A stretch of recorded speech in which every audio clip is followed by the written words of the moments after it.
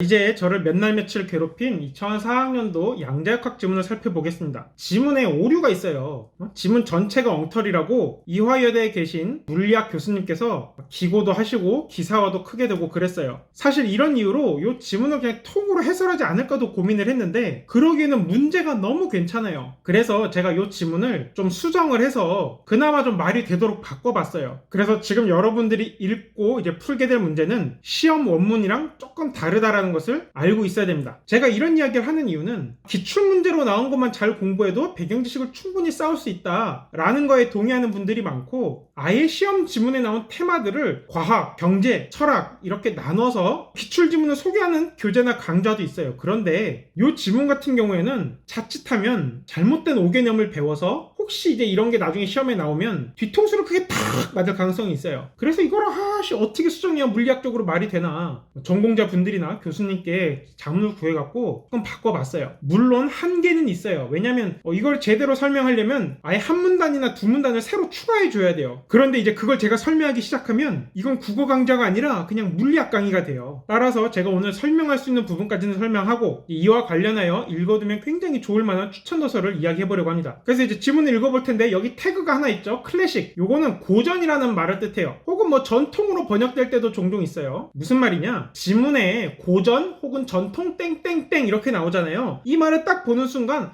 그래? 그러면 현대에는 혹은 현재는 무엇인가 다른 땡땡땡이 나왔겠구나 라는 걸 예측할 수 있어야 된다라는 거예요. 여러분들 고전 게임이라는 거 들어봤어요? 뭐 테트리스라든가 킹 오브 파이터라든가 그런 옛날 게임들, 오락실에서나 할 수 있던 것들, 이런 걸 고전 게임이라고 부르는데 제가 어릴 때만 해도 그런 게임들은 고전 게임이 아니라 그냥 게임이었어요. 게임. 이것 이외에 다른 게임이란 게 없었어요. 그런데 시간이 흐르면서 완전히 다른 게임들이 많이 나왔죠. 리그 오브 레전드도 있고 오버워치도 있고 뭐 스타크래프트도 있고 이것저것. 지금은 우리가 게임이라고 하면 옛날 테트리스나 킹 오브 파이터 같은 거 생각을 안 하잖아요. 게임이라는 게 가리키는 대상이 바뀌었고, 그래서 이 옛날 게임을 뭐라고 부르느냐, 고전 게임이다라고 이름을 붙여서 따로 지칭을 합니다. 이거는 다른 학문 분야도 마찬가지예요. 옛날에 뭔가 굉장히 지배적인 이론이 있었어. 근데 시간이 지나서 그걸 대체할 수 있는 뭔가 다른 이론이 발견이 돼. 그러면 그 옛날 이론을 뭐라고 한다? 고전 땡땡땡이라고 한다. 알겠죠? 고전이란 단어가 붙으면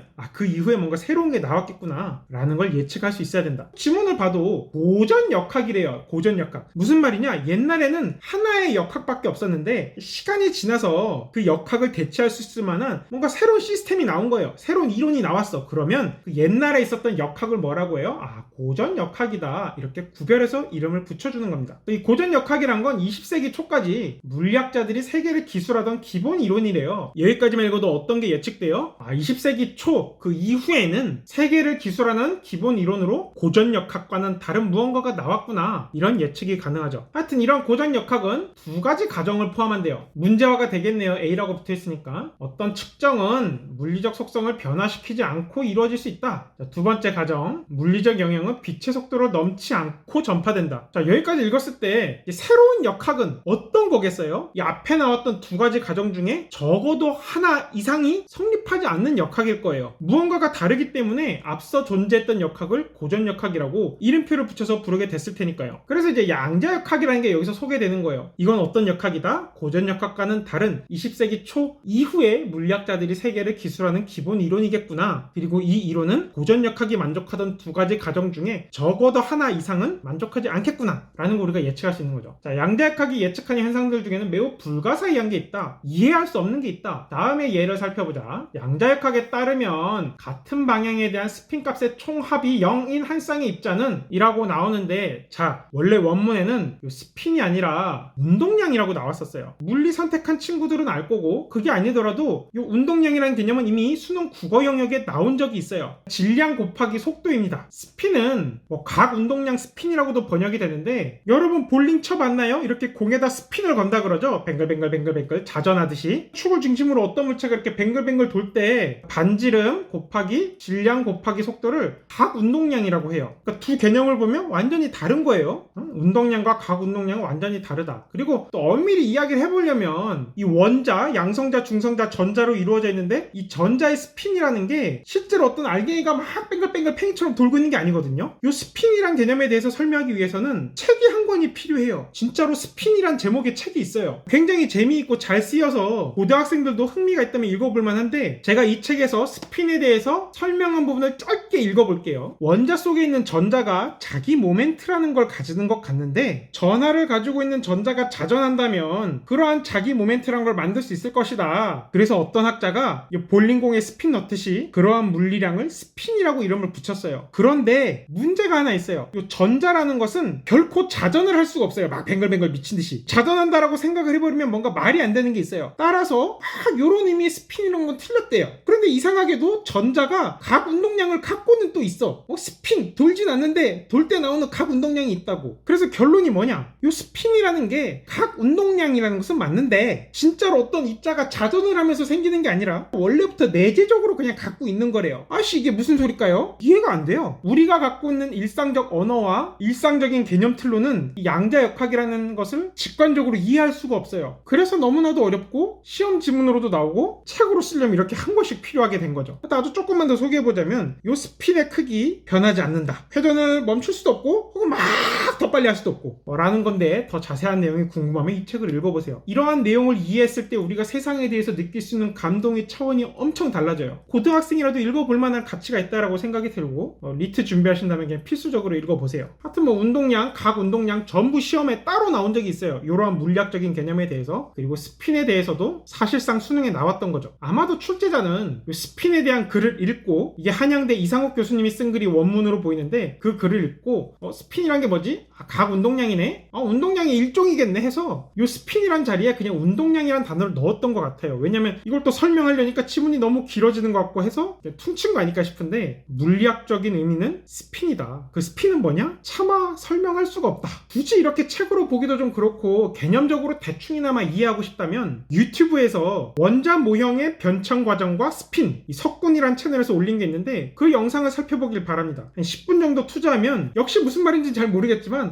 그냥 그런가? 하는 아주 대략적인 인상을 받을 수는 있어요. 그래서 이제 지문을 다시 보니까 스핀 값의 총합이 0인 한 쌍의 입자는 아무리 멀리 떨어져도 그 연관, 관련성을 갖고 있대요. 이게 무슨 말이지? 뒤에 나오겠죠? 이제 두 입자 중 하나를 지구에다 놓고 다른 하나를 금성으로 보냈대요. 참고로 이 수능 지문에 출전이 된 원문을 보면 금성이 아니라 시리우스별로 되어 있어요. 출제자가 금성으로 바꾼 거죠. 자, 만약 지구에 있는 입자의 수평 성분 스핀, 이 수평 스핀을 측정해서 플러스 1을 얻었대요. 이때 플러스 1은 순전히 가상적인 거예요. 실제 스핀 값은 2분의 1 어쩌구거든요. 근데 이렇게 1이라고 예를 든 거야. 이때 플러스 1을 하여튼 얻었다면 금성은 어떻게 되느냐? 그 수평 성분이 마이너스 1이 된대요. 왜? 아까 총합이 0이라 그랬잖아요. 그리고 이 둘은 아무리 떨어져도 연관성이 있기 때문에 하나가 플러스 1이면 총합이 0이 되기 위해서 다른 하나는 마이너스 1이 된다. 도대체 멀리 떨어진 입자가 어떻게 순간적으로 그렇게 결과에 영향을 줄 수 있을까? 받을 수 있을까? 자, 여기까지 읽었을 때 답변할 수 있어야 돼요. 앞서 봤던 고전역학의 두 가지 가정 중에 어떤 것을 위배하는 거죠? 바로 B입니다. B. 물리적 영향이 빛의 속도를 넘어서 전파될 수 없는데, 지금 이 문단은 뭐예요? 지구에서 멀리 떨어진 금성에 순간적으로 확 영향을 준다 그러니까 고전역학의 가정 B를 위배하는 이야기입니다. 감이 오죠? 자, 그리고 또한 다음 문단, 양자역학에 따르면 서로 다른 방향의 스핀도 연관되어 있다. 서로 다른 방향, 수직 방향, 수평 방향, 이런 게 연관되어 있대요. 자, 그래서 어떤 연관이 있느냐? 수평 스핀과 수직 스핀 중 하나를 측정하면 다른 하나가 영향을 받는다. 이것이 연관되어 있다는 뜻이구나. 근데 어떤 영향을 받는다는 거지? 자, 지구에서 수평 성분의 스핀을 측정을 했어요. 그리고 플러스 1을 얻었다. 그리고 수직 성분 측정했어요. 플러스 1이든 마이너스 1이든 뭔가 나왔겠죠? 그러고 이제 다시 수평 성분을 측정해보면, 아까는 플러스 1이 나왔는데 수직 측정하고 다시 수평 측정하니까 플러스 1도 나오고 마이너스 1도 나온대요. 반반의 확률로 나온다. 이상하죠? 아까 플러스 1이었으면 또 플러스 1이어야 되는데 수직 하나 측정했다고 갑자기 요게 나오기도 하고 요게 나오기도 한다. 이해가 안 가죠? 그냥 양자역학이란 게 원래 이해가 안 가는 거예요. 자연이 그런 걸 어쩌겠어요. 우리가 만들었다면 그렇게 안 만들었을 것 같은데 자연이 그냥 그렇게 되어 있는 거예요. 그래서 수직 방향의 측정이 수평 스핀 값을 불확정적으로 만들어 버렸다.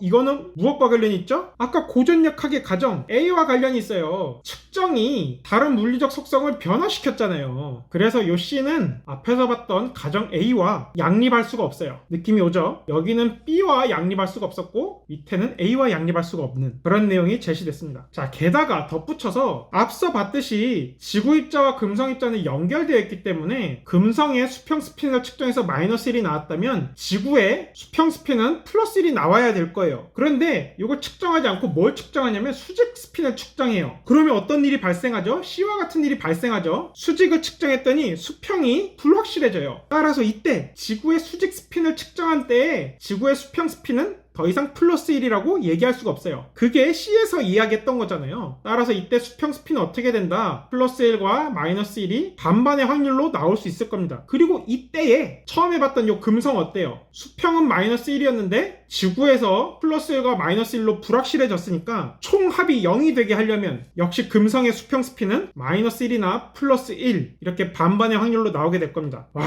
이거 이해가 좀 어렵죠? 어려운 게 당연해요. 글이 어렵다라기보다는 이 글이 묘사하고 있는 자연의 상태가 논리적으로 이해하기가 엄청 어려워요. 우리가 갖고 있는 개념틀로 받아들일 수 없기 때문에 양자역학이라는 것은 아무도 이해할 수 없다 이렇게 얘기하는 물리학자도 있고요. 그래서 어떻게 지구에서 이루어진 측정이 엄청나게 멀리 떨어진 입자의 물리적 속성에 순간적으로 영향을 줄 수 있을까? 이건 고전약학의 가정 B와 양립할 수 없는 이야기죠. 그래서 이런 현상에 대해서 고전약학의 가정 A와 B를 모두 만족시키면서 인과적으로 설명하는 것은 불가능해 보인다 라고 지문이 끝났습니다. 자, 문제 풀어보겠습니다. A, B, C의 관계를 다르게 서술한 것은 아까 봤죠? A랑 C는 양립 불가능한 관계였어요. 그래서 C와 A는 동시에 성립할 수 없다. A가 맞다면 C라는 것은 뭐예요? 불가능하다. 태그를 붙인다면 consistency 그냥 붙일 수 있는 거죠. 자, 그리고 이 보기도 제가 일부 수정한 건데 문제의 제한 조건을 하나 덧붙였어요. 같은 방향에 대한 스핀 값의 총합이 0인 양자구슬 한 쌍을 생각하자. 원래 시험 지문에는 이 말이 없어요. 총합이 0이다. 만약에 총합이 0이 아니라면 이 가나다라가 전부 다 답이 될 수 있거든요. 그래서 이 문항에 오류가 있다고 볼 수 있는데 어쨌든 지금 우리는 옛날 시험에 대한 고고학하는 것 자체가 목적이 아니라 새로 칠 시험에 대한 문제 해결 능력을 기르는 것이 목적이므로 제가 문제가 말이 되도록 바꿔봤습니다. 자, 이때의 구슬이 수평 스핀이 1이면 뜨겁고 마이너스 1이면 차갑대요. 신기한 구슬이네요. 그리고 수직 스핀이 플러스 1이면 딩 소리, 수직 스핀이 마이너스 1이면 땡 소리가 난대요. 뜨겁고 차갑고 딩 이런 구조죠. 자, 하나는 내가 갖고 다른 구슬은 친구에게 주어서 멀리 보냈대요. 내가 지구고 친구가 금성인 것 같아요. 내가 구슬을 두드려 보니까 딩 소리가 났대요. 수직 스핀을 측정해 보니까 플러스 1이 나왔다라는 거예요. 그리고 내가 만져봤다. 뜨거웠다는 무슨 뜻이죠? 아, 수평 스핀을 측정해 봤더니 플러스 1이 나왔다라는 거예요. 그리고 구슬을 다시 두드려 봤다. 이거는 수평 스핀, 그 소리를 다시 측정해 보는 거죠. 이 과정을 제가 짧게 나타내 보면 지구에서 수직 스핀을 측정했고요. 그 다음에 어떻게 했어요? 두 번째 수평 스핀을 측정했어요. 그리고 세 번째 뭐 했어요? 다시 두드려서 수직 스핀을 측정했습니다. 처음에는 딩 플러스 1이 나왔었는데 수직 스핀을 측정하면 무엇이 나오든 간에 이 앞에 나왔던 수평 스핀의 값을 불확정적으로 만들어버리죠. 따라서 세 번째 과정에서 나오는 소리는 딩이나 댕이 반반의 확률로 나올 거예요. 자, 그런데 그 순간 멀리 있는 친구가 요 3월 한 그 순간에 구슬의 수직 스핀을 측정하면 과연 어떤 소리가 들리겠어요? 같은 방향에 대한 스핀 값의 총합이 0이어야 되기 때문에 지구에서 딩 소리가 났다면 총합이 0이어야 되므로 마이너스 1인 댕 소리가 날 거고요. 만약 지구에서 댕 마이너스 1이 났다면 총합이 0이 되어야 되므로 친구 구설에서는 딩 소리가 들릴 거예요. 즉 A에서 딩이면 B에서 댕이고 A에서 댕이면 B에서 딩이 들릴 거예요. 이렇게 해야 플러스 마이너스 더했을 때 총합이 0으로 유지되기 때문이죠. 조금 어렵죠? 네, 어려워요. 이 내용 자체가 너무 어려워요. 어쩔 수 없고 이 부분은 여러분들이 여러 번 읽으면서 지금 제가 했던 1번, 2번, 3번, 4번 이 과정을 살펴보고 또 지문과의 대응 관계도 다 따져보면서 끈질기게 도전해서 이해하는 수밖에 없습니다. 여러 번 반복 복습하고 또 이 부분 강의도 필요하면 두세 번 정도 들으면서 완전히 이해하고 넘어가길 바랄게요. 근데 여러분, 이 문제 풀고 나면 도대체 딩이랑 댕은 무슨 의미일까? 이런 생각 안 들어요? 제가 그 비밀을 알려드릴게요. 이 문제는 기본적으로 대응시키는 게 핵심이에요. 내가 지구에 대응되고 친구는 뭐예요? 금성이었죠. 그리고 수평 스핀은 온도, 수직 스핀은 소리에 대응됐어요. 그리고 딩과 댕을 보면 플러스 1이 딩, 마이너스 1이 댕입니다. 플러스 1과 마이너스 1 사이엔 뭐가 있죠? 0이 있죠? 0은 뭐에 대응될까요? 한국인이라면 바로 느낌이 오죠? 바로 동에 대응이 됩니다. 즉 이 문제는 딩동댕을 갖고 만든 문제예요. 제가 이러한 해석을 벌써 10년 전부터 언어의 기술에다가 박아뒀어요. 평가원에서 이 문제는 딩동댕을 갖고 만든 거에 아무도 얘기한 적이 없지만 이 대응관계가 핵심이란 걸 생각해보면 이 0이라는 거는 동에 대응될 수밖에 없다. 물론 제 뇌피셜이긴 해요. 그래도 재밌죠?